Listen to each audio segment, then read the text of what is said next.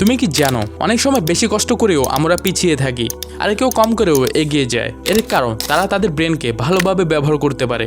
ধরো দুজন স্টুডেন্ট আছে, একজন দিনে 8 থেকে 10 ঘন্টা পড়ে, যার সামনে পায় তাই পড়ে, না কোনো প্ল্যান না কোনো ক্লিয়ার গোল। পরীক্ষার আগে এসে বলে এত পড়লাম কিন্তু কিছুই মনে থাকছে না। আরেকজন আছে, সে দিনে মাত্র 3 থেকে 4 ঘন্টা পড়ে, কিন্তু সে আগে ঠিক করে কি পড়বে, কেন পড়বে, যা পড়ে সেটা বুঝে পড়ে, নিজের ভাষায় বলে আর প্র্যাকটিস করে। এখন বলো কে এগিয়ে থাকবে? অবশ্যই দ্বিতীয়জন, কারণ একজন শুধু হার্ডওয়ার্ক করছে, আরেকজন করছে ব্রেন ওয়ার্ক। এই ব্রেন ওয়ার্কটাই তুমি করতে পারো এই 5টা হ্যাক ফলো করে। নাম্বার 1, প্ল্যান ছাড়া পড়া মানে গুগল ম্যাপ ছাড়া রাস্তা খোঁজা। তুমি ঘুরতেই থাকবে কিন্তু কোনো গন্তব্যে পৌঁছাতে পারবে না। এই জন্য কোনো কিছু করার সময় প্ল্যান করা খুবই গুরুত্বপূর্ণ। Number 2, organise, note, file, task সব গুছিয়ে রাখো, মানে প্ল্যান করার পর অর্গানাইজ করো। Number 3, clear goal. তোমার লক্ষ্য যদি পরিষ্কার না হয় তাহলে তুমি শুধু ব্যস্ত থাকবে, প্রোডাক্টিভ না। তো তুমি আগে একটি ক্লিয়ার গোল সেট করো।